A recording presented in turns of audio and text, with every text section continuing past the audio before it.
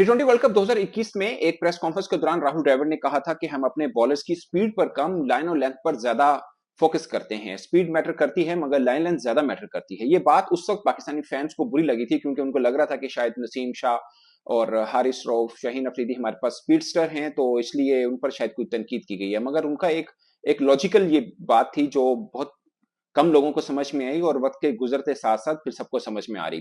खासकर अभी जो ऑस्ट्रेलिया टूर हमारा खत्म हुआ, खुरम शहजाद ने बॉलिंग की, मीर हमजा ने बॉलिंग की, सबने तारीफ की कि बहुत अच्छी बॉलिंग रही है। और इस पीएसएल के अंदर सबकी नजरें मुख्तलिफ बॉलर्स पर होंगी। हर हर बंदा अपने अपने तक देख रहा है कि कौन कितना अच्छा कर रहा है। मेरी नजर दो बॉलर्स पर है, एक मोहम्मद अली और दूसरे मीर हमजा। मुझे दोनों बॉलर बहुत पसंद है। मीर हमजा मुझे एक्चुअली ज्यादा पसंद है। मुझे लगता है कि वो एक्चुअल में टी20 के बॉलर हैं क्योंकि उनकी लाइन लेंथ बहुत अच्छी है।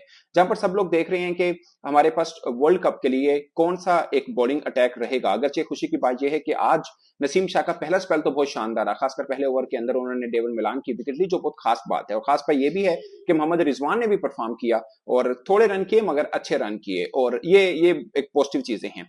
मगर मोहम्मद अली जो मुल्तान सुल्तान की तरफ से जब चुने गए थे, सब हैरान हुए थे यार मोहम्मद अली को ले लिया, क्योंकि ये वो बेचारे बॉलर हैं जिन्होंने 2 टेस्ट मैच खेले हैं, 4 विकेट्स ली हैं।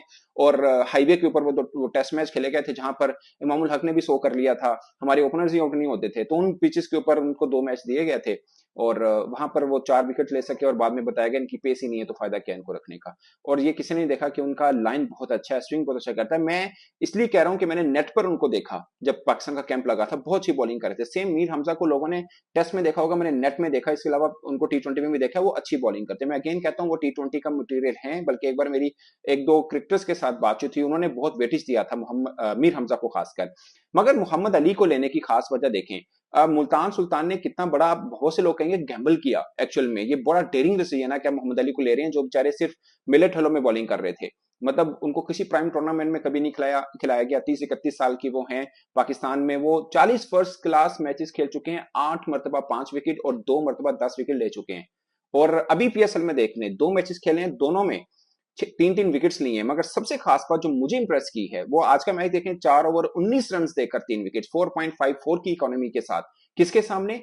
हेल्स और मनरो के सामने, जो दुनिया के तेज तरीन ओपनर माने जाते हैं। गर्चे मनरो का पर मेरे थोड़ी रिजर्वेशन जरूर है कि वो अब उनका बल्ला उस तरह नहीं चल रहा। मैंने आईएलटी में देखा, वहां पे भी कुछ खास रन नहीं किए, बट हेल्स हैं। और फिर इस्लामाबाद यूनाइटेड की स्ट्रेटजी ये रहती है कि आके अटैक करना, मगर उनको रोक के रखा। और पहले मैच में भी ऐसा ही किया, लगभग 21-22 रन दिए, 3 विकेट्स नहीं, यानी 5 की इकोनॉमी तक रन दे रहे हैं वो। तो इस और क्या चाहिए? और वो भी पाकिस्तान की पार्टी विकेटों पर, जहां पर हर टीम मुंह उठाकर 200 रन कर लेती है और फिर चेस भी हो जाता है। जहां पर सलमान आगा ने दोनों मैचेस में 50 की है, जहां पर साहबजादा फरहान ने दोनों मैचेस में 50 की है। ये मैं इन दोनों का जिक्र इसलिए कर रहा हूं कि ये वो पाकिस्तान के टी20 में कभी काउंट ही नहीं होते थे।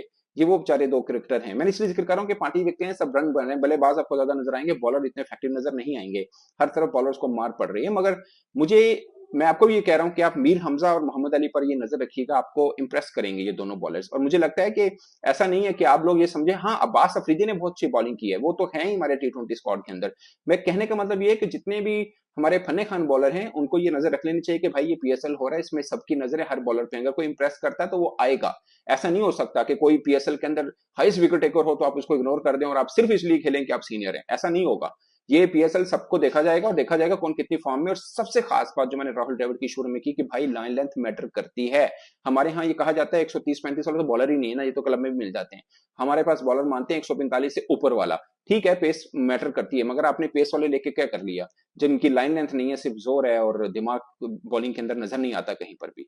तो मुझे लगता है लाइन लेंथ ही वाकई ज्यादा मैटर करती है। अगर मीर हमजा और मोहम्मद अली अपनी कम स्पीड के साथ भी बल्लेबाजों को आगे लगा सकते हैं तो वाई नॉट। और दूसरी बात ये है कि वो ऐसा नहीं कि कम स्पीड है, 140 प्लस भी कर रहे हैं मोहम्मद अली। ऐसा नहीं है कि वो बिल्कुल ही, आप जैसे कहना कि स्पीड आती नहीं, आती है उनको। और अगरचे मुझे छोटा सा एक फैक्टर जो उनमें लग रहा है कि थोड़ा सा उनके लिए शायद बेहतर नहीं होगा, वो उनकी एज है।